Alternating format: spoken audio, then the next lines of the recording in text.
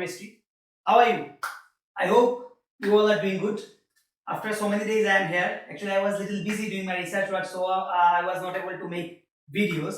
Today, I am here to continue my NMR session so that we can learn NMR more. So, आज का जो class है उसमें हम लोग एनएमआर का जो हम लोगों ने देख लिया एनएमआर क्या है, एनएमआर का आज कैसे पीक असाइन करते हैं डिफरेंट मॉलिक्यूल्स का, वही सब आज हम लोग देखने वाले हैं. आई होप तुम लोगों ने मतलब you have saw all my videos related to NMR. So I hope तुम लोगों ने वो देख लिया तो आज का क्लास तुम लोगों के लिए इजी होगा. अगर तुम लोगों को एनएमआर पीक असाइन करने में तकलीफ होता है तो ये वीडियो डेफिनेटली तुम लोगों के लिए है. After this you will find very ease in solving NMR problems. So without further ado, let's start today's class. Okay, तो तुम लोगों को शायद ये सब एग्जांपल्स दिखाई दे रहा होगा बुक पे. तो आज हम लोग इन्हीं सब एग्जांपल्स और कुछ एग्जांपल्स मैं दिखाऊंगा.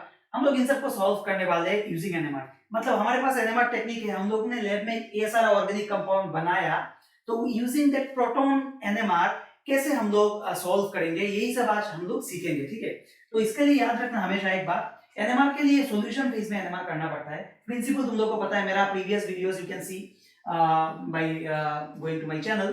So here we are just discussing about its chemical shift values and how we can predict peak in NMR spectrum for any organic molecule using proton NMR. So here see this is acid. तो अगर हम लोग acid का NMR करना है, पकड़ लो ये acid हम लोगों ने लैब में बनाया, तो how many peaks we are expecting from it in NMR spectrum. तो NMR spectrum कुछ इस तरह होता है, यहाँ पे TMS होता है जो जीरो पे होता है. और हमेशा याद रखना जो कंपाउंड बनता है वो सॉल्वेंट फेज मतलब सॉल्यूशन फेज में एनएमआर लिया जाता है. तो सॉल्यूशन फेज के लिए क्या चाहिए, जो कंपाउंड जिस चीज में डिसॉल्व होता है उसी चीज में उसको डिसॉल्व करके उसका एनएमआर लिया जाता है. तो इन जनरल तुम लोग को बुक्स में बहुत ज्यादा सॉल्वेंट्स मिल जाएगा, लेकिन मैं दो सॉल्वेंट का नाम बोल रहा हूँ. एक है CHCl3 क्लोरोफॉर्म, एक है DMSO जिसका स्ट्रक्चर है ये डाइमिथाइल सल्फोक्साइड, डाइमिथाइल सल्फोक्साइड. और CHCl3 क्लोरोफॉर्म तुम लोग को पता है. और एक है वाटर, और भी बहुत सारा सॉल्वेंट है, CCl4 भी है.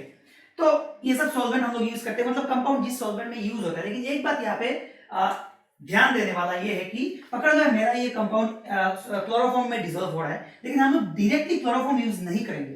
क्यों? सॉल्वेंट एक्सेस अमाउंट में होता है, हम लोग को पता है हमेशा. तो सॉल्वेंट में देखो यहाँ पे प्रोटॉन है, तो सॉल्वेंट का जो प्रोटॉन पीक है वो हमारा जो पीक है कंपाउंड का उसके साथ इंटरफेयर करेगा और बहुत ही हाई इंटेंसिटी रहेगा. मैंने पहले ही बोला जो सॉल्वेंट का पीक होता है, क्योंकि सॉल्वेंट एक्सेस होता है, तो क्या होगा वो सॉल्वेंट का पीक पूरा पीक को ओवरशैडो कर सकता है.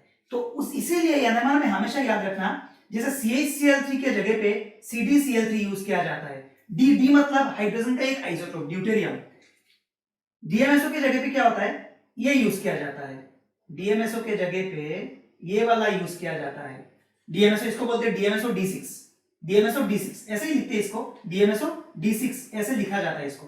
H2O के जगह पे D2O यूज किया जाता है. अभी तुम लोग बोलोगे, मैंने अगर फर्स्ट क्लास मेरा ऑब्जर्व किया होगा तुम लोगों ने देखा होगा ड्यूटेरियम भी एनएमआर देता है, तो क्या फायदा होगा. एक्चुअली हम लोग जो भी करते हैं टीएमएस के रेस्पेक्ट से करते हैं. तो टीएमएस के रेस्पेक्ट से पकड़ लो यहाँ तक 10 तक स्केल है, 15 तक स्केल है, पकड़ लो जो भी है. तो इसी रीजन में हर एक पीक आ जाता है. ऑर्गेनिक पीक ऑलमोस्ट पकड़ लो 15-20 के अंदर ही आ जाता है. लेकिन ये जो डी है ना ड्यूटेरियम, ये टोटली एक डिफरेंट रीजन में रेजोनेट करता है. ये विद रेस्पेक्ट टू टीएमएस ये 0 to 20 के रेंज में आता ही नहीं. इसीलिए कोई टेंशन नहीं है, ये इंटरफेयर नहीं करेगा हमारा पीक के साथ. तो यहाँ पे अगर हम लोग इसका पीक देखेंगे, याद रखो यहाँ पे टोटल कितना टाइप का प्रोटॉन है, ये मैंने लास्ट क्लास में सिखाया. टोटल दो टाइप का प्रोटॉन है, एक है ए और एक है बी. अभी तुम लोग इसका केमिकल शिफ्ट वैल्यू असाइन करना है. आज के क्लास में हम लोग वही सब देख रहे हैं. इधर है डेल्टा, ये केमिकल शिफ्ट वैल्यू 0 से इधर है, इसको बोलते हैं क्या, मैं इसको इरेज कर रहा हूं, ये है सॉल्वेंट हमारा. इधर हम लोग क्लोरोफॉर्म यूज कर सकते हैं इन ड्यूटेरेटेड फॉर्म CDCl3, और DMSO यूज कर सकते हैं इन ड्यूटेरेटेड फॉर्म DMSO D6, और वाटर एक बहुत ही अच्छा सॉल्वेंट है जहां पे हम लोग D2O यूज कर सकते हैं. ठीक है, तो यहाँ पे देखो क्या है एक्चुअली सिनारियो कुछ इस तरह है. तो यहाँ पे इसका जो पीक आएगा, इधर जाने से हम लोग बोलते हैं, क्या बोलते हैं इसको, डाउन फील्ड. याद रखना डाउन फील्ड. और इधर जाने से हम लोग बोलते हैं अप फील्ड. 0 की तरफ जाने से अप फील्ड. और इसको हम लोग को पता है, इधर जाने से ये होता है शील्डेड और इधर जाने से ये होता है डीशील्डेड। तो इसके लिए तुम लोगों को मेरा प्रीवियस क्लासेस देखना पड़ेगा, otherwise you will find many difficulty solving this type of problems. So यहाँ पे एसिड का प्रोटॉन मैंने पहले ही बोला, एसिड हमेशा कहाँ पे आता है, एसिड ऑलमोस्ट 11 में आता है ऐसे पिक, ये पकड़ लो 11 में आता है। तो यहाँ पे एसिड का पिक आएगा 11 ppm में, और एक और पिक आएगा CH3। जनरली CH3 का आता है 1 में, लेकिन ये एक इलेक्ट्रोनेगेटिव एटॉम के साथ, इलेक्ट्रोनेगेटिव ग्रुप है ये, तो एक इलेक्ट्रोनेगेटिव ग्रुप के साथ कनेक्टेड है, CO भी इलेक्ट्रोनेगेटिव है, यहाँ पे एक और ऑक्सीजन है, तो ये ऑलमोस्ट 2.1 के आसपास आएगा, ऐसे एक पिक आएगा 2.1 के पास आसपास एक पिक आएगा। तो यहाँ पे दो पिक मिलेगा, एक आएगा 2.1 ppm, एक आएगा 11 ppm। थोड़ा बहुत 19-20 तुम लोग कर सकते हो, जैसे यहाँ पे इसको 2.3 भी लिख सकते हो, 1.9 भी लिख सकते हो, हाँ इसको भी 11 10.9 ऐसे लिख सकते हो, थोड़ा बहुत हो सकता है अगर एग्जाम के बारे में बोल रहा हूँ, इन व्यू ऑफ एग्जाम पर्सपेक्टिव। तो यहाँ पे देखो, यहाँ पे ये हो गया CH3 का पिक, ये हो गया ये OH का पिक प्रोटॉन का। यहाँ पे जो इंटीग्रेशन वैल्यू होगा, इंटीग्रेशन जो वैल्यू होगा इसका, ये होगा 1, और इसका इंटीग्रेशन जो वैल्यू होगा ये होगा 3। मैं इंटेंसिटी के बारे में बोल रहा हूँ। यहाँ पे 3 प्रोटॉन एक ही एनवायरनमेंट में है, 3 प्रोटॉन मिलके एक पिक दिया 2.1 रीजन में, यहाँ पे एक प्रोटॉन मिलके एक पिक दिया 11 रीजन में। ये 11 में क्यों गया, क्योंकि ये काफी डिशील्डेड है। क्यों डिशील्डेड है, क्योंकि ये ऑक्सीजन के साथ कनेक्टेड है, बहुत ही डिशील्डेड है, क्योंकि ये ऑक्सीजन कंटिन्यूअसली खींच रहा है। As a result of it जो इलेक्ट्रॉनिक एनवायरनमेंट है सराउंडिंग हाइड्रोजन, ये ऑलमोस्ट नील है, नहीं है, कोई भी इलेक्ट्रॉन हाइड्रोजन के आसपास नहीं है, तो इसीलिए काफी डिशील्डेड हो गया, इसलिए 11 में आ गया। ठीक है, समझ में आया? तो ये गया इसका। नेक्स्ट जो प्रॉब्लम है सेकंड वाला हम लोग देखते हैं क्या है, बहुत ही सिंपल है। देखो सेकंड वाला है एल्डिहाइड। एल्डिहाइड का पिक कहां पे आएगा, बाकी मैं कुछ नहीं बोल रहा हूं, ये गया TMS, ये है एल्डिहाइड का हाइड्रोजन। मैंने पहले ही बोला एल्डिहाइड का हाइड्रोजन कहां पे आता है, ऑलमोस्ट 10 पे आ जाता है, ऑलमोस्ट 10 पे आ जाता है। टोटल 1 हाइड्रोजन होगा उसका एरिया, मतलब 1 हाइड्रोजन होगा इसका रेशियो के बारे में बोल रहा हूं। ये CH3, ये ऑलमोस्ट आ जाएगा, पकड़ लो 1.5 के आसपास, 1.5 1.7 के आसपास आ जाएगा, ये because of CH3 and this is aldehydic proton, aldehydic proton के लिए। तो ये क्यों किस लिए ये काफी शील्डेड हुआ, ये किस लिए काफी शील्डेड हुआ? अभी तुम लोग बोलो ये तो एसिडिक प्रोटॉन नहीं है, लेकिन सॉरी शील्डेड नहीं है, डिशील्डेड है। किस लिए इतना डिशील्डेड हुआ? क्योंकि ये तो कोई एसिडिक प्रोटॉन नहीं है। हाँ ये मान लिया मैंने, क्योंकि it is connected to a electronegative group और we can say electron withdrawing group. तो इलेक्ट्रॉन विथड्रॉइंग ग्रुप होने से इतना दूर क्यों, इतना 10 में क्यों आ रहा है? और हैरेस ये तो 1.5 में समझ में आया, क्योंकि 1 में आना था, and because of this group ये थोड़ा डिशील्डेड हो गया, 0 से थोड़ा डिशील्डेड हो गया, 1.5 में आ गया। लेकिन ये 10 में क्यों? Because of anisotropy. मैंने समझाया था मेरा प्रीवियस वीडियो में, मैग्नेटिक एनाइसोट्रोपी बोल के कुछ होता है, बेंजीन में देखा हम लोगों ने, एल्कीन में देखा था। सिमिलरली एल्डिहाइड में भी हम लोग एनाइसोट्रोपी बोल के कुछ होता है, कुछ इस तरह होता है एनाइसोट्रोपी, जिसके थ्रू हम लोगों ने देखा था। इसका जो एनाइसोट्रोपिक फील्ड है कुछ इस तरह है। कैसे पता है इसका? इसका एनाइसोट्रोपिक फील्ड भी कुछ हम लोगों ने बेंजीन का देखा था, कुछ इस तरह। तुम लोगों को याद होगा बेंजीन में एनाइसोट्रोपिक फील्ड मैंने दिखाया था, ऐसे ऐसे दिखाया था ड्रॉ करके, ऐसे ऐसे दिखाया था, तो बाहर का हाइड्रोजन बहुत ही डिशील्डेड होता था। सिमिलरली यहाँ पे भी, यहाँ पे जो है ये भी कुछ इस तरह ही है, ये भी कुछ इस तरह ही है उसका एनाइसोट्रोपिक फील्ड। तो यहाँ पे क्या होता है, यहाँ पे ये नीचे की तरफ आ रहा है, इसका जो मैग्नेटिक फील्ड जो पाई बॉन्ड है, it is due to this pi bond. इसका पाई बॉन्ड में जो इलेक्ट्रॉन्स है वो अपना मैग्नेटिक फील्ड क्रिएट करता है, और उस मैग्नेटिक फील्ड का डायरेक्शन के बारे में बोल रहा हूँ। देखो ये नीचे की तरफ जा रहा है, ये भी नीचे की तरफ जा रहा है, इधर आके ये ऊपर की तरफ उठ रहा है, इधर आके ये ऊपर की तरफ उठ रहा है, ये भी ऊपर उठ रहा है, ये भी ऊपर उठ रहा है। तो यहाँ पे देखो, यहाँ पे जो हाइड्रोजन है, यहाँ पे क्या हो रहा है, यहाँ पे, और मैग्नेटिक फील्ड का जो हम लोग जो अप्लाइड मैग्नेटिक फील्ड होता है उसका डायरेक्शन इस तरह होता है। तो देखो अप्लाइड मैग्नेटिक फील्ड का डायरेक्शन एंड जो pi electron magnetic field create किया, इसका भी डायरेक्शन एक ही डायरेक्शन में है। तो अल्टीमेटली जो मैग्नेटिक फील्ड होगा वो रीइंफोर्स हो जाएगा, बढ़ जाएगा। मतलब जितना मैग्नेटिक फील्ड हम लोगों ने दिया उससे कहीं ज्यादा मैग्नेटिक फील्ड ये हाइड्रोजन एक्सपीरियंस करेगा। क्यों? क्योंकि दोनों मैग्नेटिक फील्ड सम हो रहा है, क्योंकि वेक्टर सम है ना, वेक्टर सम कर सकते हैं इसको हम लोग, तो ये सम हो जाएगा। अल्टीमेटली ये हाइड्रोजन काफी ज्यादा मैग्नेटिक फील्ड एक्सपीरियंस करेगा। एज ए रिजल्ट उसका प्रिसिशनल फ्रीक्वेंसी भी ज्यादा होगा, एज ए रिजल्ट उसका शिफ्ट फ्रॉम टीएमएस भी काफी ज्यादा होगा। इसीलिए aldehydic protons are quite deshielded because of anisotropy. Because of anisotropy, ये वर्ड याद रखो, बिकॉज ऑफ एनाइसोट्रोपी, एनाइसोट्रोपी, ये बात याद रखना हमेशा। ये बिकॉज ऑफ एनाइसोट्रोपी ये इतना ज्यादा डिशील्डेड हो जाता है। तो ये केस एक्चुअली ये 2-3 केस याद रखने लायक है। एनाइसोट्रोपी कहां हम लोगों ने देखा? एनाइसोट्रोपी हम लोगों ने देखा बेंजीन में, बिकॉज ऑफ एनिसोट्रोपी इसका काफी डिशिल्टेड हो जाता है।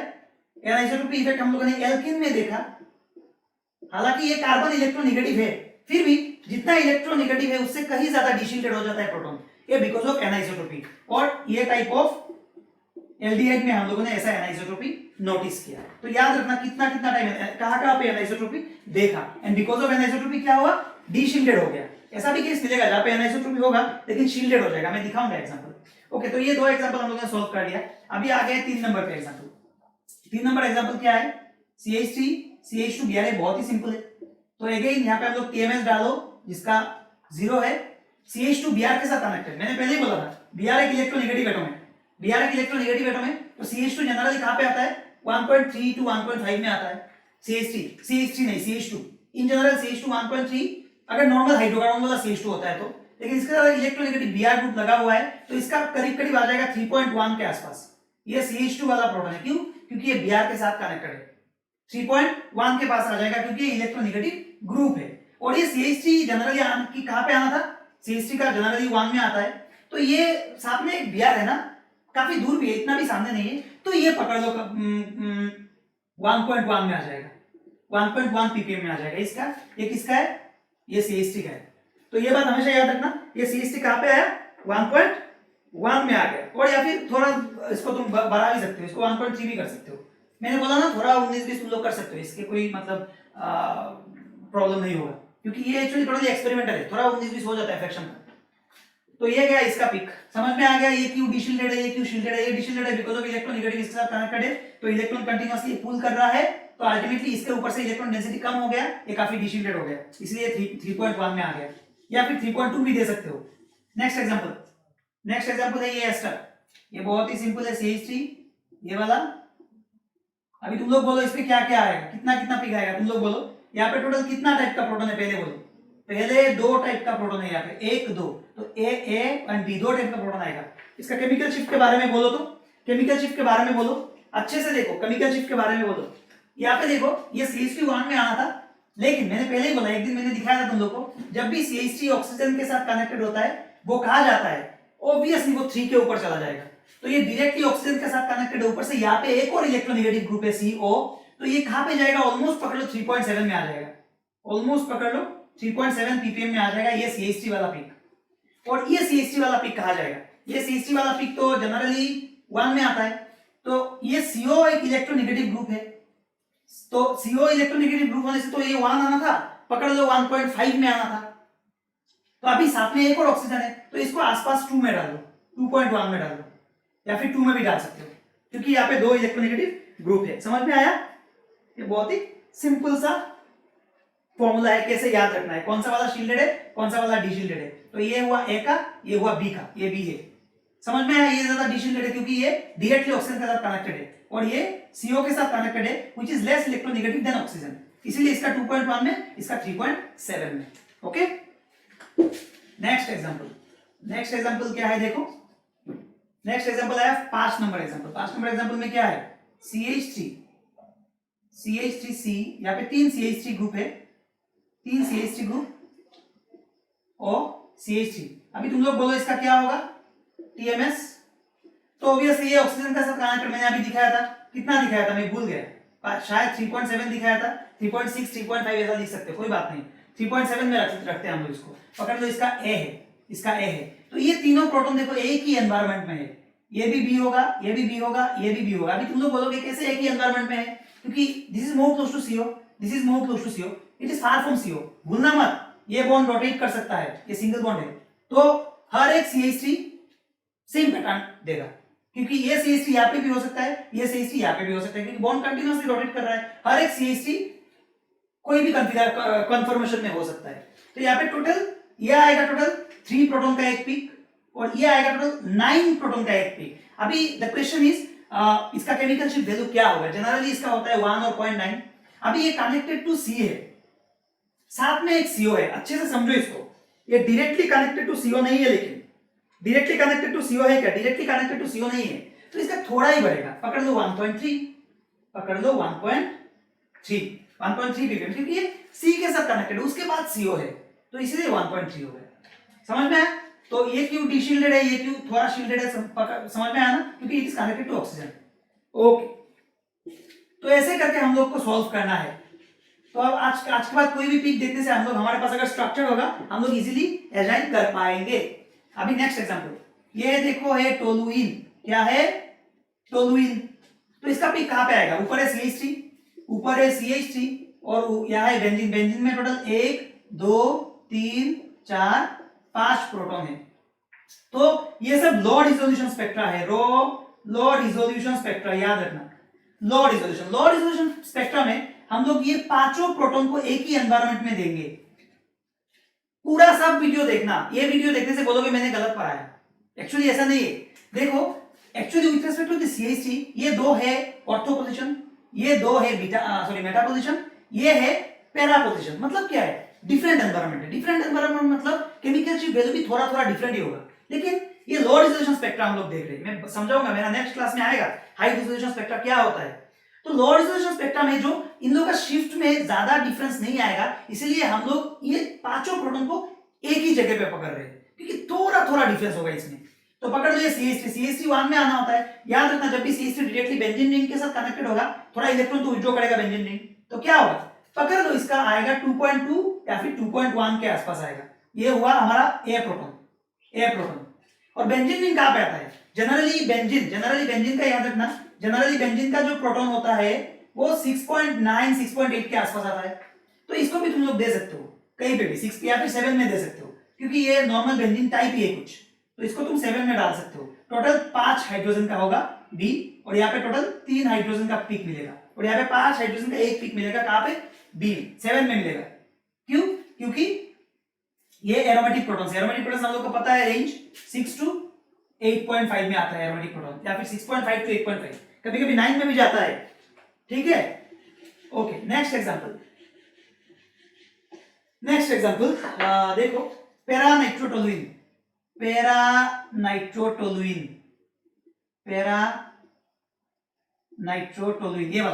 ये वाला बहुत ही इंटरेस्टिंग एग्जांपल है। देखो, यहाँ पे CH3 समझ में आ गया कहां पे आएगा, मैंने पहले ही दिखाया, बेंजीन में है, तो 2.1 में डाल दो इसको। तो इसको पकड़ लो A प्रोटॉन, यहाँ पे 2 हाइड्रोजन, NO2 से कोई पीक नहीं आएगा। यहाँ पे बोलो तो ये चारों हाइड्रोजन एक ही एनवायरनमेंट में है क्या? नहीं है एक ही एनवायरनमेंट में। देखो, ये दोनों CH3 के सामने है, मतलब ये दोनों CH3 with respect to CH3 ortho है, ये दोनों with respect to CH3 Meta है। तो मतलब ये दोनों हाइड्रोजन एक एनवायरनमेंट में है, ये दोनों हाइड्रोजन एक और अलग एनवायरनमेंट में है। तो this two hydrogen are ortho to nitro and this two hydrogen are meta to nitro. तो अभी हम लोगों को इतना समझ में आ गया, एक आएगा CH3 का पीक 2.1 में और 2 पीक आएगा एरोमेटिक रीजन में। अभी इन दोनों में से कौन सा वाला ज्यादा डीशिल्डेड होगा? ये तो A दे दिया हम लोगों ने, पकड़ लो ये B और पकड़ लो ये C। ठीक है, तो अभी बोलो तो इन दोनों में से कौन सा ज्यादा डीशिल्डेड होगा? मैं बोल रहा हूं ये प्रोटॉन ज्यादा डीशिल्डेड होगा।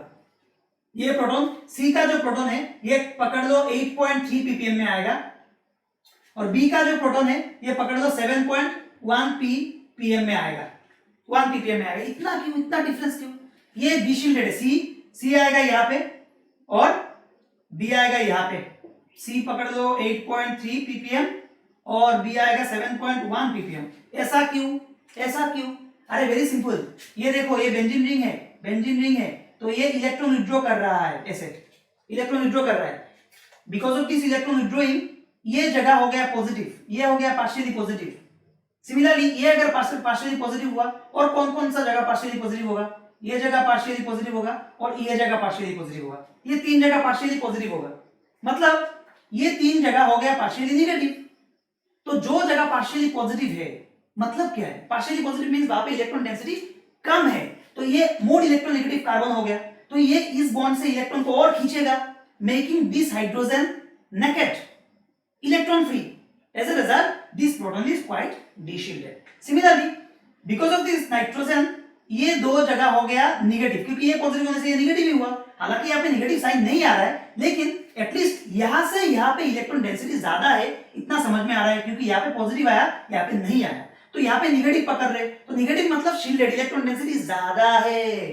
तो इलेक्ट्रोनेगेटिव ज्यादा होने से ये थोड़ा शील्डेड हो गया, ये दो जो बी प्रोटॉन है ये काफी शील्डेड हो गया compare to this C proton. एक और फैक्टर है जो इसको शील्डेड कर रहा है, कौन बोलो? Ortho para deductive. ये CH3 इलेक्ट्रॉन डोनेट करेगा, इलेक्ट्रॉन डोनेट करने से ये दो ऑर्थो पोजीशन को इलेक्ट्रॉन रीच कर देगा, as a result it becomes shielded. तो इसीलिए ये भी कुछ इस तरह है। तो ऐसे ही हम लोग NMR का प्रॉब्लम सॉल्व करना होगा। पकड़ लो तुम्हें एग्जाम में दिया ये वाला, अभी तुम लोग देख रहे हो यहाँ पे एक पिक आएगा, दो पिक आएगा, तीन पिक आएगा। अभी तीन पिक कहाँ पे आएगा ये हम लोगों ने ऐसे सीख लिया। तो ऐसे करके हम लोग इजीली बोल सकते हैं हाँ ये मेरा कंपाउंड बना, क्योंकि ये कंपाउंड अगर बनता है तो हमारे पास NMR में कुछ इस तरह पिक आना पड़ेगा। हम लोग देख रहे हैं आ गया, मतलब this compound has been formed and it is confirmed by proton NMR spectrum. Very simple. Okay, will go to the next example. अभी तुम लोग को आहिस्ता आहिस्ता आई थिंक समझ में आ रहा होगा। नेक्स्ट एग्जांपल कौन सा है? पैरानाइट्रोफेनॉल। ये भी कुछ लास्ट एग्जांपल के जैसा ही है, लास्ट एग्जांपल के जैसा। यहाँ पे देखो H H H H आया, तो यहाँ पे टोटल कितना पिक आएगा बोलो? यहाँ पे टोटल आएगा, पहले हम लोग एरोमेटिक पिक को अरेंज करते हैं। तो सिमिलरली यहाँ पे आ गया एक 8.3 में, क्योंकि ये क्या हुआ, ये डीशिल्डेड, क्योंकि ये खींच रहा है नाइट्रोजन, NO2 खींच रहा है। और ये दोनों हो गया क्या? ये दोनों हो गया क्वाइट शील्डेड। तो पहले मैंने कितना लिखा था मैं भूल गया, पहले शायद 8.3 जो CH3 था 7.1 लिखा था ना, लेकिन यहाँ पे ये हो गया पकड़ लो 6.9 या फिर 6.8। अभी तुम लोग बोलोगे ये इतना शील्डेड क्यों हो गया? अरे ये NO2 तो इसको शील्डेड बना ही रहा है, ये तो हम लोगों ने पहले ही देख लिया। साथ ही साथ अभी ये ऑक्सीजन का जो लोन पेयर है ये यहाँ पे गिरेगा, देखो अच्छे से, ये यहाँ पे गिरेगा और ये यहाँ पे आएगा, ऐसे होगा। तो मेकिंग दिस कार्बन नेगेटिव। पहले वो CH3 इलेक्ट्रॉन दे रहा था लास्ट एग्जांपल में। CH3 इलेक्ट्रॉन कैसे देता है? थ्रू इंडक्टिव इफेक्ट, एंड हम लोग को पता है resonance effect is more stronger effect than inductive effect. तो यहाँ पे ये OH थ्रू रेजोनेंस इफेक्ट इसको क्या कर रहा है? डायरेक्ट नेगेटिव चार्ज दे रहा है, मतलब ये ज्यादा शील्डेड हो गया। तो ये पहले से भी कम हो गया, देखो 6.9 या फिर 6.8, कभी कभी 6.7 में भी आ सकता है। Very simple. तो यहाँ पे दो पिक आ जाएगा, एक और पिक आएगा यहाँ पे, देखो ये वाला हाइड्रोजन, यहाँ पे दो B, यहाँ पे C। तो B कहाँ पे आया, C कहाँ पे आया, C आया यहाँ पे, B आया यहाँ पे। अभी ये कहाँ पे जाएगा, ए कहाँ पे जाएगा? ये बहुत ही टेंशन है। तो ये जो A है ना OH, ये बहुत ही पिकुलियर है, बहुत ही पिकुलियर है। ये कहीं पे भी आ सकता है, कहीं पे भी आ सकता है। ये पकड़ लो तुम्हारा 10 में भी आ सकता है, 11 में भी आ सकता है। इसका रेंज जो है बहुत बढ़िया रेंज है, बहुत बढ़िया रेंज। ये पकड़ लो, ये 4 से शुरू होगा और ये 15 तक जा सकता है, ये 15 तक जा सकता है। ये हम लोग नहीं बोल सकते क्योंकि ये एसिडिक प्रोटॉन है। ये डिपेंड करता है ये कितना स्ट्रॉन्ग हाइड्रोजन बॉन्डिंग कर रहा है, सॉल्यूशन का कंसंट्रेशन कितना है, ये सब के ऊपर डिपेंड करता है। तो ये बहुत ही वेरिएबल है, ये हम लोग कंफर्मली नहीं बोल सकते। लेकिन इसका रेंज देखो 4 to 15, ये कोई रेंज हुआ क्या? ये हम लोग एक्चुअली पीक देख के हम लोग को समझना पड़ता है ये कहाँ पे आ सकता है, कितना कंसंट्रेशन है NMR में। तो वो सब देख के हम लोग बोल सकते हैं। यहाँ पे पकड़ लो, इसको पकड़ते हैं हम लोग 10 में आ जाएगा। ये जो ए वाला पीक है पकड़ लो 10 में आ गया। ये वेरिएबल है, पहले भी बोला, कई किसी बुक में 11 मिलेगा, किसी बुक में 7 भी मिल सकता है, लेकिन इसका जो रेंज है कुछ इस तरह है। तो याद रखना, क्योंकि ये एसिडिक प्रोटॉन है और एसिडिक प्रोटॉन है, साथ ही हाइड्रोजन बॉन्डिंग भी करता है, इसीलिए याद रखना ये बात। समझ में आया? ओके, तो कौन सा वाला शील्डेड, कौन सा वाला डीशील्डेड, ये हम लोग को पूरा समझ में आ गया। अभी नेक्स्ट एग्जांपल, ये वाला 1,4-डाइमिथॉक्सीबेंजीन। ये क्या हुआ? ये बहुत ही मजेदार एग्जांपल है। डाइमिथॉक्सीबेंजीन, मिथॉक्सी मतलब वो CH3। तो यहाँ पे कितना पिक आएगा तुम लोग बोलो जल्दी? यहाँ पे आएगा, देखो ये दोनों एक ही एनवायरमेंट है, तो मतलब A और बाकी सब हाइड्रोजन मिला के एक पिक आएगा, क्योंकि अल्टीमेटली दोनों तरफ जो सब्स्टिट्यूशन है सेम है, सब हाइड्रोजन एक ही एनवायरमेंट में आएगा, D D D and B। तो अभी तुम लोग बोलो ये CH3 को मैं कहाँ डालूं, क्योंकि ये CH3 डायरेक्टली कनेक्टेड टू कहाँ पे? अच्छे से देखो रे, अच्छे से देखो, ये जो CH3 है ये कहाँ पे है? क्योंकि ये डायरेक्टली कनेक्टेड टू ऑक्सीजन है, डायरेक्टली कनेक्टेड टू ऑक्सीजन। तो ऑक्सीजन में कनेक्टेड होने से कहाँ पे आएगा? ये 0 होता है, ये पकड़ लो आएगा 3.7 में, 3.7 में, क्योंकि डायरेक्टली ऑक्सीजन के साथ कनेक्टेड है। 3.5 भी दे सकते हो। एरोमेटिक रीजन कहाँ पे आएगा? अराउंड 7 में आएगा, 7 या फिर 6.9 में आएगा, 6.9 या फिर 7 में आएगा। पकड़ लो, ये मैं देता हूँ 6.9 ही देता हूँ। अभी तुम लोग बोलोगे क्यों ये इतना एरोमेटिक में, एरोमेटिक रीजन के हिसाब से ये तो काफी शील्डेड हो गया ना, क्योंकि एरोमेटिक जनरली 8 7.5 ऐसे आता है, तो ये काफी शील्डेड रीजन में है। क्यों? क्योंकि because of this lone pair. ये ऐसे आएगा, मैंने पहले दिखाया था, ये यहाँ पे गिरेगा, मेकिंग दिस ऑर्थो पोजीशन क्या? Ortho position negative. अभी तुम लोग बोलोगे ये तो मेटा पोजीशन हो गया, हाँ विद रिस्पेक्ट टू दिस ये मेटा पोजीशन, लेकिन ये तो इधर से भी रेजोनेंस कर पा रहा है ना, इसको निगेटिव कर रहा है, तो इसीलिए सब हाइड्रोजन तो अल्टीमेटली एक ही एनवायरनमेंट में आ रहा है, तो ये निगेटिव होने की वजह से काफी शिल्डेड हो गया, इसीलिए इसका रेंज 6.9 में आ गया with respect to TMS. Very simple. तो पकड़ समझ में आया, ऐसे टोटल 2 पिक आएगा विद केमिकल स्ट्रेंथ वैल्यू, मैंने तुम लोगों को दिखा के दे दिया।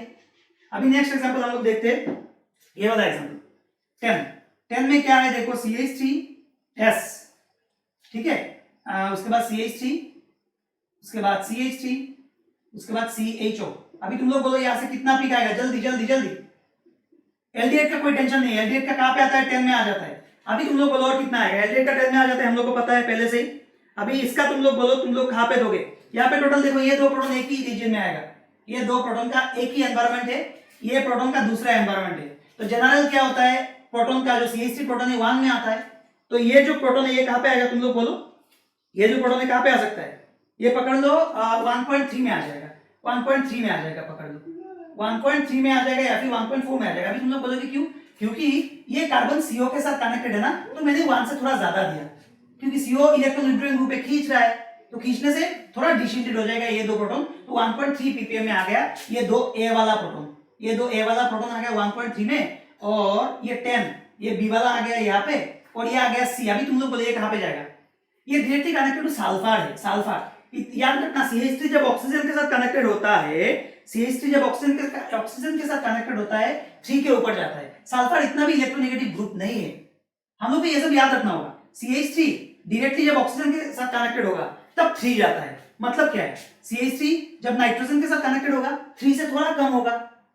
हम लोग इसको, मैंने ऐसे बोला CH3 O के साथ कनेक्टेड होने से 3 के ऊपर जाता है, मतलब तुम लोग बोलोगे CH3S के साथ कनेक्टेड है तो 3 से थोड़ा नीचे दे देते, हाँ दे सकते हो, लेकिन याद रखना होगा S से ज्यादा इलेक्ट्रोनेगेटिव N है। पकड़ लो यहाँ पे एक और कंपाउंड होता जिसके पास CH3N होता, तो उसको तुम लोग कितना देते, तो ये वाला तो N के वाला से भी कम होगा ना, N को तुम लोग देते, पकड़ लो अगर इसको 3 देते, N को देते तुम लोग पकड़ लो 2.5 देते, तो ये 2.5 से भी तो कम होगा, क्योंकि सल्फर नाइट्रोजन से भी कम होता है, तो इसको पकड़ लो हम लोग देते थे 1.8, इसको दे देते हम लोग 1.8 ppm। तो ये सब थोड़ा कैलकुलेशन करके हम लोग को देना होगा एक्चुअली।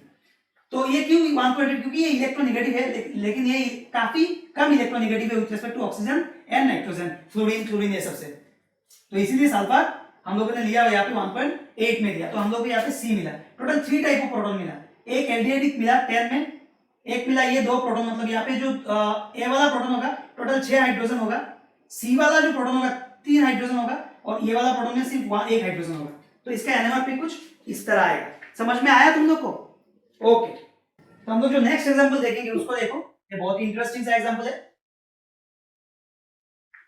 ये एग्जांपल में क्या है, इसका नाम क्या है देखो, इसका जो स्ट्रक्चर है कुछ इस तरह है, N C double bond O and H है, यहाँ पे 2 Me ग्रुप, Me मतलब क्या है, Me मतलब मिथाइल ग्रुप, CH3, इसका एक और नाम है DMF, डाई मिथाइल फॉर्माल्डिहाइड, एक सॉल्वेंट की तरह काम करता है। हम लोग बहुत सारा यूज करते हैं, बहुत सारा रिएक्शन में सॉल्वेंट की तरह यूज करते हैं, रिएजेंट की तरह यूज करते हैं, डिपेंड करता है। Me मतलब 2 CH3 को, अभी तुम लोग बोलो यहाँ पे कितना पिक आएगा, TMS, तो तुम लोग बोलो यहाँ पे आएगा 1 पिक, ये तो कंफर्म है 1 पिक आ जाएगा। एल्डिहाइड पिक कहां पे आता है, 10 में आता है एल्डिहाइड पिक, तो ये एल्डिहाइड पिक 10 में आ जाता है, क्योंकि बिकॉज ऑफ एनाइसोट्रोपी मैंने बोला, इसलिए बहुत डिशिल्डेड होता है। ये दोनों मिला के 1 पिक आएगा, क्योंकि ये दोनों सेम एनवायरनमेंट में है, क्योंकि सेम एनवायरनमेंट में है ना, हाँ, तो CH3 कितने में आता है, CH3 आता है 1 में, ये डायरेक्टली कनेक्टेड टू नाइट्रोजन है, तो नाइट्रोजन काफी इलेक्ट्रोनेगेटिव है, तो इसको कहां पे देंगे, पकड़ लो 1.9, तुम लोग 2 में भी दे सकते हो, कोई टेंशन नहीं, 2 में दे सकते हो, तो 1.9 में आ जाएगा, 1.9 में आ गया एक। अरे लेकिन यहाँ पे थोड़ा प्रॉब्लम है, यहाँ पे एक्चुअली ये स्ट्रक्चर में टोटल ये दोनों CH3 मिथाइल ग्रुप एक ही एनवायरनमेंट में नहीं आता, क्यों पता है, क्योंकि यहाँ पे रेस्ट्रिक्टेड रोटेशन है, ये रोटेशन पॉसिबल नहीं होता है, क्यों, क्योंकि ये स्ट्रक्चर कुछ इस तरह रेजोनेट करता है, ये जो स्ट्रक्चर है कुछ इस तरह रेजोनेट करता है, ऐसे ऐसे Me एंड Me। अभी देखो ये तो सिस्ट्रांस जैसा कुछ हो गया, सिस्ट्रांस जैसा हो गया ना, इसको अगर ऐसे ड्रॉ करेंगे हम लोग, N डबल बॉन्ड C, इधर O माइनस, इधर H, इधर Me एंड इधर Me, देखो this Me is cis to this and this Me is cis to this, अभी यहाँ पे रोटेशन पॉसिबल नहीं है, उसके पहले वाला एग्जांपल में देखना, यहाँ पे भी कुछ इस तरह था, लेकिन ये रोटेशन पॉसिबल था बोल के ये दोनों CH3 एक ही एनवायरमेंट में आ गया, लेकिन यहाँ पे दो CH3 एक ही एनवायरमेंट में नहीं आ रहा है because of this restricted rotation, इसीलिए थोड़ा डिफरेंस हो गया, एक आएगा 1.9 में और दूसरा आ जाएगा 1.8 में, पकड़ लो, और थोड़ा स्लाइट डिफरेंस होगा, ठीक है। तो इसीलिए ये दोनों मिथाइल ग्रुप डिफरेंट एनवायरमेंट में है। तो याद रखना यहाँ से टोटल हम लोग को कितना पिक मिल रहा है, 1 2 एंड 3 पिक मिल रहा है। याद रखना यहाँ पे 2 पिक मिलना चाहिए था, यहाँ पे हम लोग को 3 पिक मिल रहा है। समझ में आया? आई होप तुम लोग को समझ में आया होगा। अभी मैं और कुछ 4-5 एग्जांपल्स दिखाऊंगा थोड़ा डिफरेंट टाइप का, तब तुम लोग को और मतलब कंफ्यूजन क्लियर हो जाएगा, केमिकल शिफ्ट वैल्यू कैसे असाइन करना होता है। आई होप तुम लोग को जितना दिखाया समझ में आया होगा पूरा, ठीक है। तो नेक्स्ट एग्जांपल्स हम लोग देखते हैं। ओके, तो these are some different kinds of molecules that I'm showing you, because ये मैं क्यों शो कर रहा हूँ, क्योंकि मैंने पहले जो सेगमेंट में दिखाया उसमें कुछ डिफरेंट टाइप ऑफ मॉलिक्यूल्स था, इजी टाइप ऑफ मॉलिक्यूल्स था, ये भी इतना भी टफ नहीं है, इजी है, थोड़ा बड़ा मॉलिक्यूल्स है।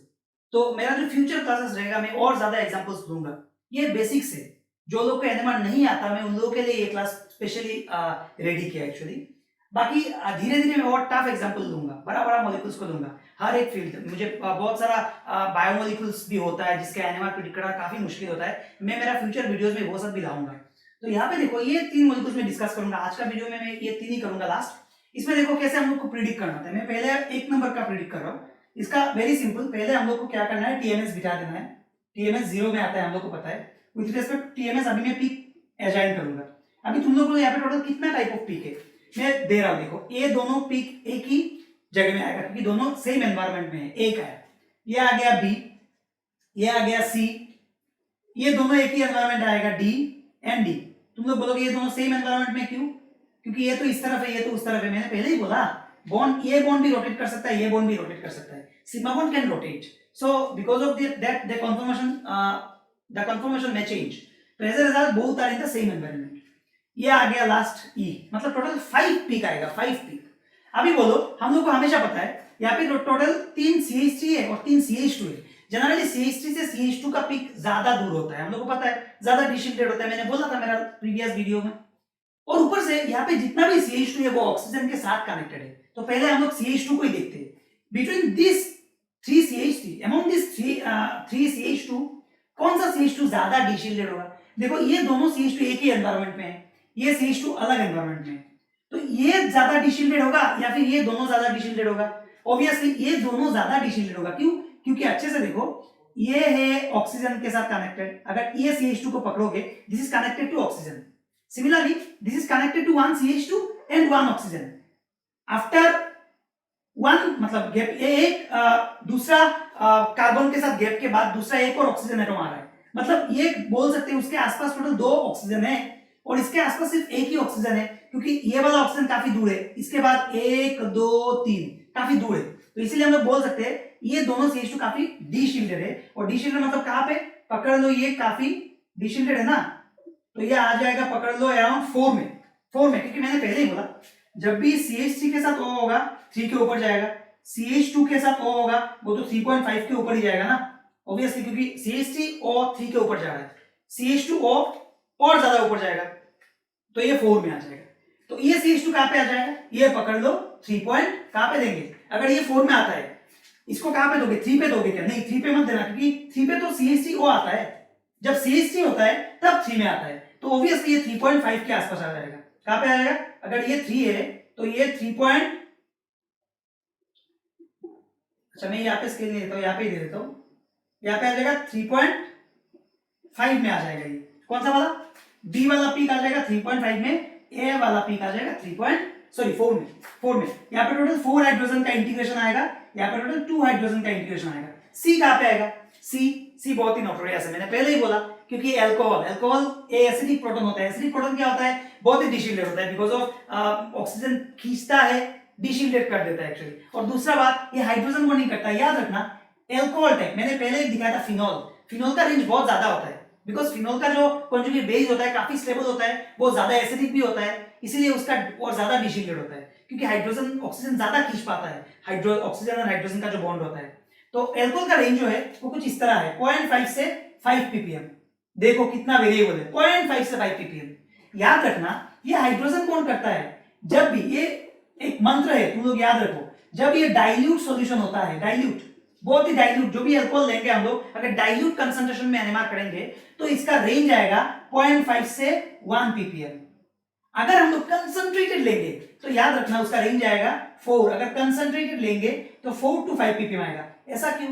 अरे डाइल्यूट में क्या होता है, ये इंटरमोलिकुलर हाइड्रोजन बॉन्ड करता है। डाइल्यूट में क्या होता है, बीच में सॉल्वेंट मॉलिक्यूल्स आ जाता है, गैप बढ़ जाता है, गैप बढ़ने से वो लोग इंटरमोलिकुलर हाइड्रोजन बॉन्डिंग नहीं कर पाते। और कंसंट्रेटेड में क्या होता है, ये अल्कोहल मॉलिक्यूल जो है ना, ये दूसरा अल्कोहल मॉलिक्यूल के साथ ऐसे हाइड्रोजन बॉन्डिंग कर पाते हैं।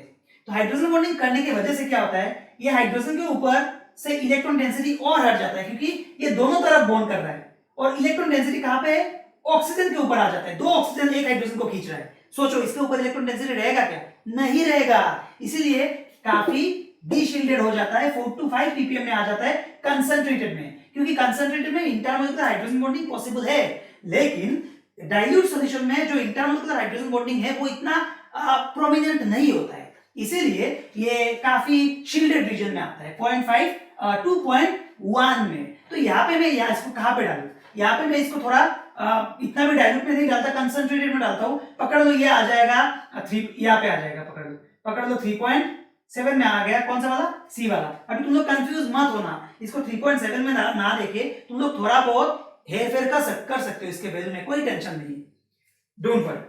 तो और इंटीग्रेशन वैल्यू देखिए, और तुम लोग अगर बोलोगे अगर हम लोग को एनएमआर का कोई पीक दिया किसी ने ऐसे वैल्यू लिख के, तो हम लोग कैसे प्रिडिक्ट करेंगे? अरे वेरी सिंपल, तुम लोग को क्या क्या देखना है, तुम लोग को केमिकल शिफ्ट वैल्यू देखना है और इंटीग्रेशन वैल्यू भी देखना है। जैसे पकड़ लो, तुम लोग बोलोगे, अगर पकड़ लो यहाँ पे तो हम लोग को बोल के नहीं देगा, यहाँ पे 2 पीक दिया, 1 2, दोनों में से कौन सा पिक को मैं OH का पिक दूं और कौन सा पिक को CH2 का पिक दूं? अरे वेरी सिंपल, इंटीग्रेशन वैल्यू देखो, क्योंकि दोनों का बहुत नियर बाय वैल्यू है, एक 3.5 एक 3.7। इवन ये अल्कोहल का जो वैल्यू है ये भी 3.5 में आ सकता है, लेकिन यहाँ पे जो हेल्प करेगा वो है इंटीग्रेशन वैल्यू, क्योंकि प्रोटॉन में कितना पिक है, एक ही पिक है, इसमें कितना पिक है, 2 पिक है। तो अभी तुम लोग बोलो किसको OH का पिक दोगे और किसको CH2 का पिक दोगे? जिसका इंटीग्रेशन में 2H है उसको CH2 का पिक देंगे, जिसका इंटीग्रेशन में 1H है उसको हम लोग OH का पिक देंगे। Very simple. हाँ, बहुत टायर्ड हो गए, समझ में आया ना पूरा? तो ये हाइड्रोजन बॉन्डिंग बहुत इंपॉर्टेंट है। जब भी इंटरमोलिकुलर हाइड्रोजन बॉन्डिंग, याद रखना इंटरमोलिकुलर हाइड्रोजन बॉन्डिंग को हम लोग एनएमआर से पकड़ सकते हैं। क्यों? क्योंकि मैंने बोला डाइल्यूट में क्या होता है, डाइल्यूट में क्या होता है, काफी एसिडिक प्रोटॉन अगर रहता है कोई कंपाउंड में, तो अगर डाइल्यूट सॉल्यूशन होगा तो काफी शील्डेड होगा, और अगर कंसंट्रेटेड सॉल्यूशन होगा तो क्या होगा, काफी डीशील्डेड होगा। क्यों? कंसंट्रेटेड सॉल्यूशन में इंटरमोलिकुलर हाइड्रोजन बॉन्डिंग प्रोमिनेंट हो जाता है। Very simple. तो समझ में आ गया 3 पिक का वैल्यू? Okay fine. तो अभी आ गया ये दोनों हाइड्रोजन, दोनों टाइप का CH3 का आता है 1 में। देखो अच्छे से, ये दोनों CH3 इस CH3 से थोड़ा शील्डेड होगा। क्यों? क्योंकि ये CH3 is more close to oxygen, ये जो दो CH3 है it is more close to oxygen. तो ये दोनों CH3 ऑक्सीजन से थोड़ा दूर है, तो इसको हम लोग डालेंगे 1 में, ये दोनों CH3 को डालेंगे 1 में। यहाँ पे कितना हाइड्रोजन है टोटल? 6 हाइड्रोजन है, 6 हाइड्रोजन। पिक का हाइट तो तुम लोग ध्यान मत दो, ठीक है? हाइट जनरली क्या होता है, 6 हाइड्रोजन है इसका हाइट थोड़ा ज्यादा होगा, 2 हाइड्रोजन है इसका हाइट थोड़ा कम होगा। मैं ऐसे ही ड्रॉ कर रहा हूं, तुम लोग को पता है, मैंने इंटीग्रेशन पहले ही सिखा दिया।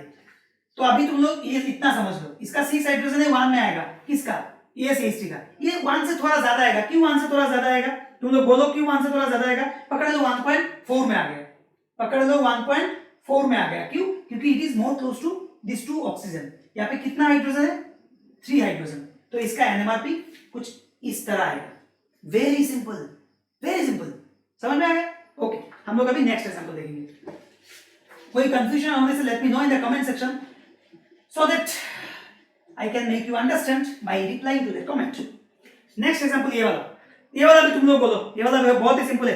तुम लोग बोलो कितना क्या पिक आएगा इसका, क्योंकि इसको इस टाइप का एग्जांपल हम लोगों ने ऑलरेडी देख लिया। देखो अच्छे से। यहाँ पे टोटल अच्छा एक काम करो, ये सेम हो गया ना, इसमें एक काम करो, एक्स्ट्रा डाल दो थोड़ा और हम लोग इसको इंटरेस्टिंग बनाते हैं। तो एक्स्ट्रा डालने से कैसा आएगा बोलो? यहाँ पे टोटल कितना पिक आएगा? टोटल 3 पिक आएगा। कैसे? देखो ये दोनों एक ही जगह पे आएगा और ये ऐसे आएगा। तो हम लोग 2 को सॉल्व कर रहे हैं। 2 का पिक कैसे आएगा? TMS, 3 पिक आएगा। ये ऑक्सीजन के साथ कनेक्टेड है डायरेक्टली, तो कहां पे आएगा? ये हम लोग को पता है, डायरेक्टली ऑक्सीजन के साथ कनेक्टेड होने से 3 के ऊपर ही आता है, और ऊपर से यहाँ पे एक और इलेक्ट्रोनेगेटिव ग्रुप है जो है CO, तो ये 3 से काफी ऊपर आएगा, पकड़ लो 3.6 में आएगा, पकड़ लो 3.6 में रैंडमली दे रहा हूं, डोंट वरी, 3.7 बिठा दो, 3.5 बिठा दो, कोई टेंशन नहीं है, डोंट वरी। यहाँ पे आएगा ए पीक कितना हाइड्रोजन का, 3 हाइड्रोजन का। और कहां पे आएगा, ये CH3, ऑब्वियसली ये इस CH3 से ये CH3 कम होगा, क्योंकि यहाँ पे CO है, डायरेक्टली ऑक्सीजन के साथ कनेक्टेड नहीं है, तो CO के आसपास आने से क्या होगा, इसका पकड़ लो 2.1 में आएगा, कहां पे आएगा, 2.1 में आएगा, 2.1 में आएगा। यहाँ पे कितना होगा, 3 हाइड्रोजन। ये दोनों जो हाइड्रोजन है CH2 हाइड्रोजन काफी ज्यादा आता है, और इसका दोनों तरफ 2 इलेक्ट्रोनेगेटिव ग्रुप है। अगर एक इलेक्ट्रोनेगेटिव ग्रुप होता तो अलग बात होता, यहाँ पे दोनों तरफ CO है, दोनों तरफ 2 CO है, तो इसका क्या होगा, मैंने पहले बोला था CH2 जनरली जब ऑक्सीजन होता है तब वो 3 के ऊपर जाता है, CH3 बोलो CH2 बोलो, लेकिन ये 3 के ऊपर जाएगा। कैसे 3 के ऊपर जाएगा बोलो, ये ऑलमोस्ट पकड़ लो 3.4 के आसपास आ जाएगा, 3.4 के आसपास आ जाएगा। कौन सा वाला, बी वाला। तुम लोग बोलोगे क्यों, क्योंकि यहाँ पे 2 CO ग्रुप है, 2 CO ग्रुप, दोनों ही इलेक्ट्रो विथड्रॉइंग ग्रुप है, और ये एक एक्टिव मिथाइलिन कंपाउंड है। These are highly acidic protons, that's why डिसिलेट हो जाता है, क्योंकि 2 इलेक्ट्रोनेगेटिव ग्रुप कंटीन्यूअस इलेक्ट्रॉन को खींच रहा है, इसलिए इसका वैल्यू 3.4 में आ गया। नहीं तो तुम लोग कंफ्यूज हो जाता है, तुम लोग इसको 3 में दे सकते थे। अगर एक CO होता तो कितना होता, अगर एक CO होने की वजह से CH3 कहां पे आया, एक CO है, ये C है ना, एक CO है, CH3 आया 2.1 में, तो अगर CH2 के साथ एक CO होता, CH3 के साथ जब एक CO था, हम लोगों ने दिया 2.1 में, तो CH2 के साथ एक CO होता तो कहां पे देते, पकड़ लो 2.9 में देते, या फिर 2.7 में देते, लेकिन यहाँ पे कहां पे दिया हम लोगों ने, 3.4 में दिया। क्यों, बिकॉज यहाँ पे 2 CO ग्रुप प्रेजेंट है, इसीलिए हम लोगों ने इसको थोड़ा और बढ़ा दिया। ऐसे कंपेयर कर करके तुम लोगों को सीखना होगा, नहीं तो नहीं सीख पाओगे। Very simple. Next example, last example, आज का क्लास का लास्ट एग्जांपल। आई होप तुम लोग को अच्छा लग रहा होगा वीडियो, अच्छा लगने से भी बोलो, नहीं लगने से भी बोलो। लास्ट ये वाला एग्जांपल मैं स्पेसिफिकली लिया, कैसे कितना पीक आएगा ये बोलो पहले, इसको मिरर इमेज डालो, देखो अच्छे से, this half will be completed by this half, तो इधर देखने का जरूरत ही नहीं है। यहाँ पे कितना पीक है देखो, ये दोनों एक एनवायरनमेंट में है, ये दोनों एक एनवायरनमेंट में है, ये दोनों एक एनवायरनमेंट में है, ये दोनों एक एनवायरनमेंट में है, और प्रोटॉन जो एरोमेटिक रीजन में जो 4 प्रोटॉन है वो भी एक एनवायरनमेंट में है। तो वेरी सिंपल, वेरी सिंपल। तो जो एरोमेटिक रीजन है कहां पे आएगा, क्योंकि यहाँ पे कोई इलेक्ट्रॉन विथड्रॉइंग इलेक्ट्रॉन डोनेटिंग इतना स्ट्रॉन्ग ग्रुप नहीं है, तो एरोमेटिक रीजन है, पकड़ लो इसको, मैंने डाला 7.2 में। 7.2 में कितना हाइड्रोजन का, 4 हाइड्रोजन, 1 2 3 4, ये गया, ये इसको भूल जाओगे। अभी देखो यहाँ पे ये वाला प्रोटॉन कहां पे आएगा, ये वाला D, B और C, ये जो प्रोटॉन है B और C पकड़ लो एकदम नियर बाय आएगा, पकड़ लो 1 और 1, मतलब समझ में आएगा, एक आएगा 1.1, एक आएगा 1 और दूसरा आएगा 1.1, पकड़ लो। इवन मैं बोल रहा हूं ये दोनों एक ही जगह पे आएगा, समझ में ही नहीं आएगा एक्चुअली, फिर भी मैं बोल रहा हूं क्योंकि ये दोनों डिफरेंट टाइप का प्रोटॉन है, इसलिए मैंने वैल्यू दिया, एक का 1 दूसरे का 1.1, तुम लोग दे सकते हो, कोई बात नहीं। तो याद रखना, ये अगर B हुआ ये भी B हुआ, क्योंकि ये दोनों सेम एनवायरनमेंट में है। ये अगर CC है ये भी CC है, मतलब यहां से टोटल 4 प्रोटॉन का एक पिक मिलेगा, यहां से टोटल 4 प्रोटॉन का एक पिक मिलेगा, समझ में आया, ओके। अगर ये BD है तो ये भी DD है। ये कहां पे आएगा, ये इसका वैल्यू पकड़ लो 2.8 में आएगा, कहां पे आएगा 2.8 में, 2.8 ही क्यों दे रहा हूं, 2.9 दे दो, 7 दे दो, 6 दे दो, कोई टेंशन नहीं है, 2.8 में आएगा, ठीक है। इसमें कितना हाइड्रोजन, 4 हाइड्रोजन रहेगा।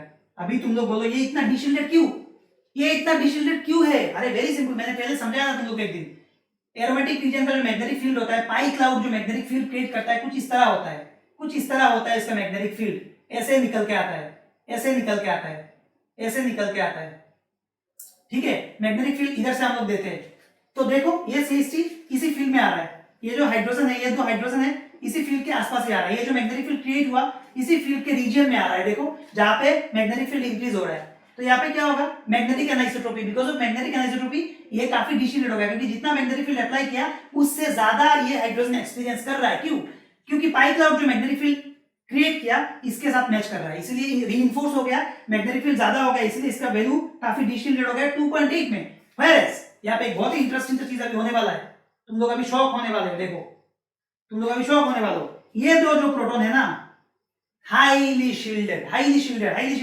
इसका वैल्यू आएगा -0.6 में, -0.6 इसका वैल्यू आएगा, ये दोनों प्रोटॉन का आएगा -0.6 ppm में आएगा। क्यों? अच्छे से देखो, क्योंकि ये दोनों प्रोटॉन यहाँ पे है, यहाँ पे है, यहाँ पे है, और यहाँ पे क्या हो रहा है, यहाँ पे क्या हो रहा है, यहाँ पे मैग्नेटिक फील्ड डिक्रीज हो रहा है। देखो मैग्नेटिक फील्ड ऐसे घूम के आ रहा है, ऐसे घूम के आ रहा है, ऐसे घूम के आ रहा है, डिक्रीज हो रहा है मैग्नेटिक फील्ड। मतलब क्या है, ये जो है, ये जो दो प्रोटॉन है, ये दो प्रोटॉन जो बेंजीन अपना मैग्नेटिक एनाइसोट्रॉपी क्रिएट करता है उसके अंदर घुस जाता है, उसका फील्ड के अंदर घुस जाता है। इसीलिए ये क्या होता है, हम लोग का तो डायरेक्शन ये है, और यहाँ पे जो मैग्नेटिक फील्ड का डायरेक्शन है ये कुछ इस तरह है, अपोज है।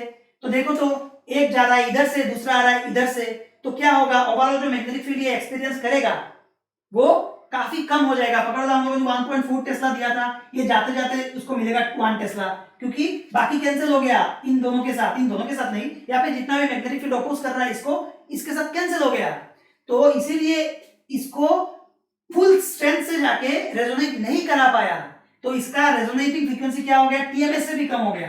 टीएमएस से कम मतलब ये -6 में आ गया, मतलब हम लोग बोल सकते हैं ये काफी शील्डेड रीजन में आ गया। क्यों शील्डेड रीजन में आ गया, क्योंकि ये मैग्नेटिक एनाइसोट्रॉपी के अंदर गिर गया, जहां पे जो हमारा जो एक्सटर्नल मैग्नेटिक फील्ड है उसको जो इंड्यूस मैग्नेटिक फील्ड है अंदर वो अपोज कर रहा है बोल के ये दो हाइड्रोजन काफी शील्डेड हो गया, जिसका केमिकल वैल्यू हो गया -0.6 वैल्यू। समझ में आया? तो याद रखना इस टाइप का प्रोटॉन का हमेशा बहुत ही शील्डेड होता है। शील्डेड मतलब इतना शील्डेड वो टीएमएस से भी दूर चला जाता है, टीएमएस से भी दूर चला जाता है। तो हमारा स्केल में क्या आ गया, अभी नेगेटिव स्केल भी आ गया। समझ में आ गया? Very simple. तो यही सब था एक्चुअली एनएमआर। तो अभी समझो, अभी हम लोग के पास एक स्ट्रक्चर है और हम लोग के पास पीक है, तो हम लोग पीक और स्ट्रक्चर मिला के इंटीग्रेशन वैल्यू देख के, केमिकल शिप वैल्यू देख के हम लोग इजीली स्ट्रक्चर प्रेडिक्ट कर लेंगे। लेकिन पकड़ लो, यहां से जैसे हम लोग को क्या क्या मिला, यहां से हम लोग को एक CH3 का पीक मिला, एक CH2 का पीक मिला, एक CH3 का पीक मिला। हम लोग को समझ में आ गया कि इस कंपाउंड में 2 CH3 कुछ इस तरह है, एक ऑक्सीजन के साथ कनेक्टेड है, एक CH3 CO के साथ कनेक्टेड है, और एक CH2 2 CO के साथ कनेक्टेड है। इतना समझ में आ गया। लेकिन ये मॉलिक्यूल का कनेक्टिविटी कुछ और भी हो सकता है ना, कुछ भी हो सकता है। पकड़ लो, मतलब जैसे दिख रहा है ऐसा नहीं हो सकता, कनेक्टिविटी कुछ भी हो सकता है। तो अगर सोचो, अगर हम लोग ये अगर निकाल पाते हैं कि एक प्रोटॉन, जैसे ये CH3 तो निकल गया, ये CH3 तो निकल गया, जैसे यहाँ पे मैं बोलता हूं तुम लोग को, जैसे यहाँ पे हम लोग को एक CH2 का पीक आया, और CH2 का यहाँ पे कोई एक कार्बन है जिसमें कोई भी हाइड्रोजन नहीं है, ठीक है। तो हम लोग अगर पकड़ लो, यहाँ पे एक हाइड्रोजन है, अगर पकड़ लो, इतना समझ पाते, एक CH2 का पीक आ गया, उसका एडजेसेंट में क्या ग्रुप लगा हुआ है, अगर वो हम लोग को पता चल जाए फ्रॉम एनएमआर, तो कितना मजा आएगा। अभी तो हम लोग पीक से इजीली बोल पा रहे हैं कि कौन सा फंक्शनल ग्रुप है, कौन सा प्रोटॉन है, किस टाइप का प्रोटॉन है, हम लोग इजीली बोल पा रहे हैं from chemical ship value and integration value. अगर पकड़ लो, हम लोग उसका एडजेसेंट प्रोटॉन के बारे में भी आइडिया मिल जाए, जिस प्रोटॉन के बारे में बोल रहे हैं, जैसे ये CH2 कितने में आया था, ये CH2 आया था 3.7 में आया था शायद, ऐसा कुछ। तो उसका एडजेसेंट में कौन सा टाइप का प्रोटॉन है, जो OH निकला, एक OH भी निकला, हम लोग को देखा था हम लोगों ने, ये आया था 3.5 में, पकड़ लो, और ये आया था 3.7 में आया था। तो अगर पकड़ लो ये 3.5 में आया और हम लोग को पता चल गया उसका एडजेसेंट में जो है वो 3.7 में है, जो है उसका एडजेसेंट में ही है, हम लोग को पता चल गया, तो सोचो ना कितना इंटरेस्टिंग हो जाएगा। तो वो ही सब चीजें हम लोग देखने वाले हैं हमारा नेक्स्ट क्लास में, जब हम लोग देखेंगे स्प्लिटिंग इन एनएमआर, जो हम लोग नेक्स्ट क्लास में पढ़ने वाले हैं। स्प्लिटिंग ऑफ एनएमआर पढ़ने से हम लोग को क्या मिलेगा पता है, एडजेसेंट ग्रुप क्या लगा हुआ है, एडजेसेंट ग्रुप क्या लगा हुआ है उसके बारे में हम लोग को आइडिया मिल जाएगा। तो मेरा जो नेक्स्ट क्लास रहेगा वहां पे मैं दिखाऊंगा कैसे हाई रिजोल्यूशन एनएमआर स्पेक्ट्रम देखने को मिलता है, और हाई रिजोल्यूशन स्पेक्ट्रम से हम लोग को क्या इंफॉर्मेशन हम लोग को मिलता है। वहां पे हम लोग स्प्लिटिंग देखेंगे, और स्प्लिटिंग से हम लोग को क्या पता चलता है, एक कार्बन का नेबरिंग कार्बन, एडजेसेंट कार्बन में कितना प्रोटॉन है। मतलब सिंपल, एनएमआर के बारे में तो पता चलता ही है कितना टाइप ऑफ प्रोटॉन है, और एक का एडजेसेंट में कौन सा ग्रुप लगा हुआ है उसके बारे में भी आइडिया देगा हम लोग को स्प्लिटिंग। तो हम लोग का जो नेक्स्ट क्लास रहेगा वो स्प्लिटिंग के ऊपर रहेगा। आई होप तुम लोग को आज का क्लास अच्छा लगा होगा। अच्छा लगा है तो late me know in the comment section, and also share करो इस वीडियो को अपने फ्रेंड लोगों के साथ। आज के लिए बस इतना ही, मिलते हैं नेक्स्ट वीडियो में। Thank you.